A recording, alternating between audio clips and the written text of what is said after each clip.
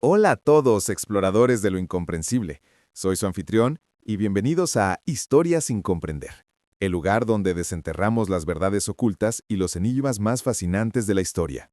Hoy nos sumergimos en una figura que ha perseguido la imaginación de la humanidad durante milenios, Judas Iscariote. ¿Fue simplemente un traidor, un villano de manual, o hay algo más profundo, algo más oscuro y enigmático en su historia? Prepárense para cuestionar todo lo que creen saber, porque vamos a desentrañar los misterios que rodean a Judas y a tratar de entender qué es lo que realmente sabemos de este personaje, y que se pierde en las brumas del tiempo. Nuestro viaje comienza en los Evangelios, la principal fuente de información sobre Judas. Aquí se nos presenta como uno de los 12 apóstoles de Jesús, un miembro de su círculo más íntimo. Pero, ¿quién era antes de unirse a Jesús? ¿De dónde venía? El nombre Iscariote es un misterio en sí mismo. Significa hombre de Keriot, una ciudad en Judea, o tal vez sicario, un término que denota un asesino con daga, sugiriendo una conexión con los celotes, un grupo judío que buscaba la independencia de Roma a través de la violencia. Las implicaciones de cada teoría son enormes. Si era un sicario o un celote, ¿cuál era su motivación al seguir a un maestro que predicaba la paz y el amor? Esperaba a un Mesías que liberaría a Israel con la fuerza de armas y se desilusionó al ver que Jesús no seguía ese camino. Esta es una de las primeras grandes preguntas que debemos abordar. Los evangelios nos dicen que Judas era el tesorero del grupo y que robaba de la bolsa. Esta es una acusación grave y un punto de inflexión en su reputación. Pero, ¿es una verdad histórica o una adición posterior para pintar un cuadro más oscuro de él? Algunos estudiosos argumentan que esta descripción pudo haber sido influenciada por la necesidad de justificar su traición, o fue su avaricia la que lo llevó a traicionar a Jesús por 30 piezas de plata, el precio de un esclavo.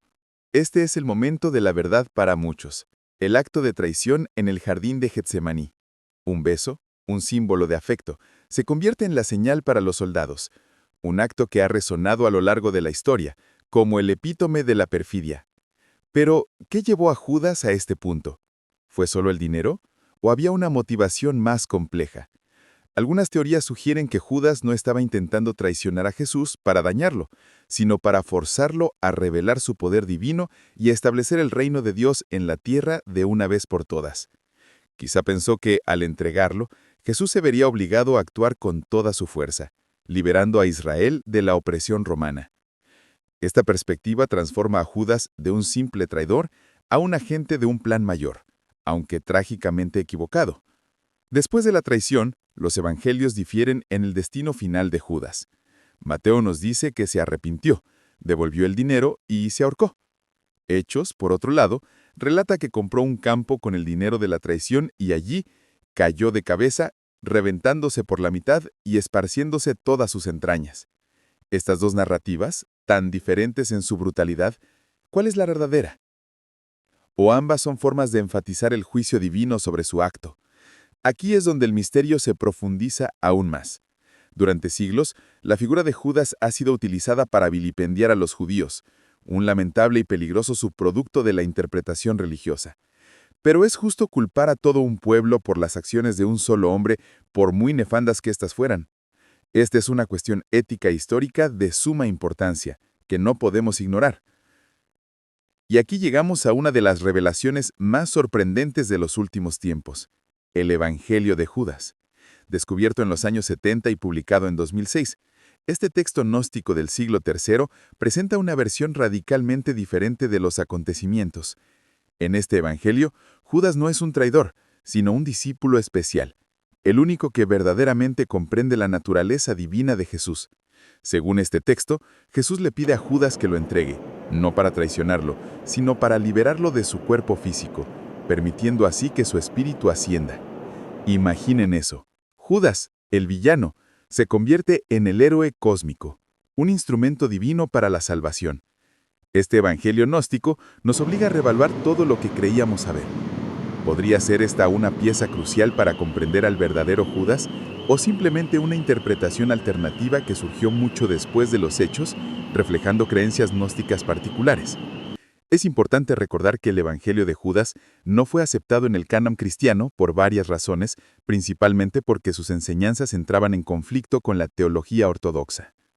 El manuscrito del Evangelio de Judas fue descubierto en la década de 1970 en una cueva cerca de Beni Massa, en el desierto de Egipto.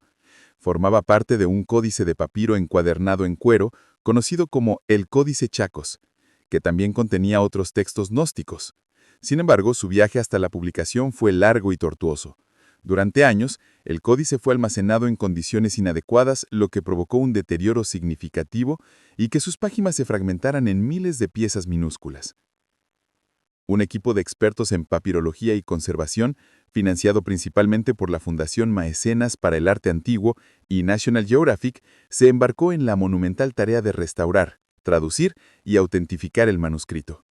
Este proceso duró muchos años, culminando en su publicación y presentación al mundo en 2006. Contexto gnóstico. Para comprender el Evangelio de Judas es crucial entender el gnosticismo.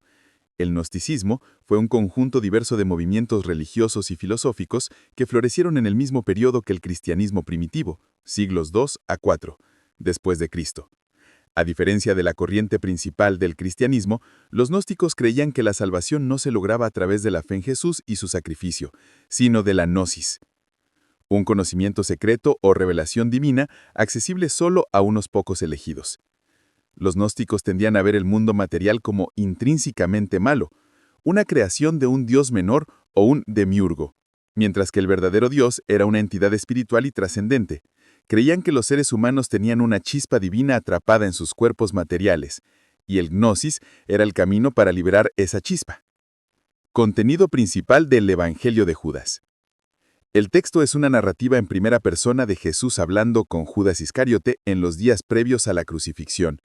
Lo que lo hace tan radicalmente diferente es que invierte por completo la percepción tradicional de Judas. Judas como discípulo especial. Lejos de ser un traidor, Judas es presentado como el único de los discípulos que realmente comprende la naturaleza divina de Jesús. Los demás discípulos son portratados como materialistas y ciegos a la verdad espiritual. Jesús se ríe de ellos por adorar a un Dios material y por no entender sus enseñanzas más profundas. La petición de Jesús a Judas. El punto culminante del Evangelio es cuando Jesús le confía a Judas una misión secreta y crucial. Tú superarás a todos ellos, pues sacrificarás al hombre que me viste vestir. Es decir, Jesús le pide a Judas que lo entregue para que su envoltura, su cuerpo material, sea destruido. Esto liberaría su espíritu divino, permitiéndole ascender a los reinos celestiales. Imaginen eso. Judas, el villano, se convierte en el héroe cósmico, un instrumento divino para la salvación. Este evangelio gnóstico nos obliga a reevaluar todo lo que creíamos saber. ¿Podría ser esta una pieza crucial para comprender al verdadero Judas, o simplemente una interpretación alternativa que surgió mucho después de los hechos, reflejando creencias gnósticas particulares? Es importante recordar que el Evangelio de Judas no fue aceptado en el canon cristiano por varias razones, principalmente porque sus enseñanzas entraban en conflicto con la teología ortodoxa. La surgida en relativo tiempo y reflejando creencias gnósticas particulares.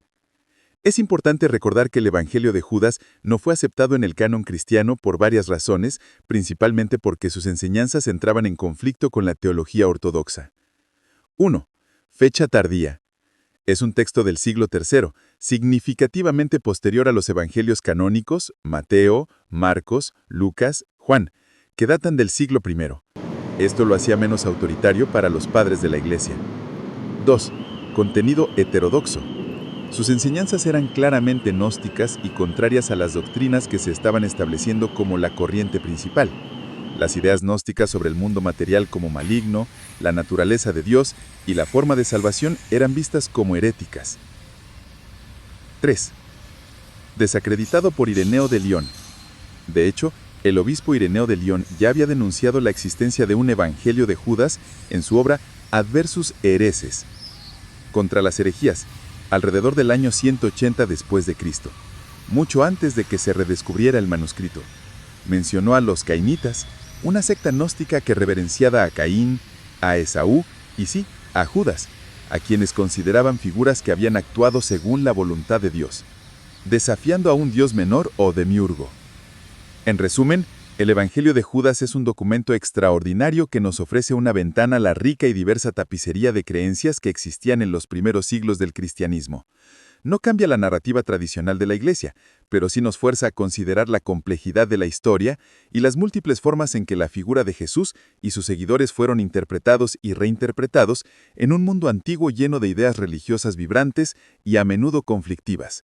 Nos recuerda que la historia del cristianismo no es un monolito, sino un campo de batalla de ideas donde algunas visiones prevalecieron y otras fueron relegadas al olvido, hasta que a veces son desenterradas para desafiarnos una vez más.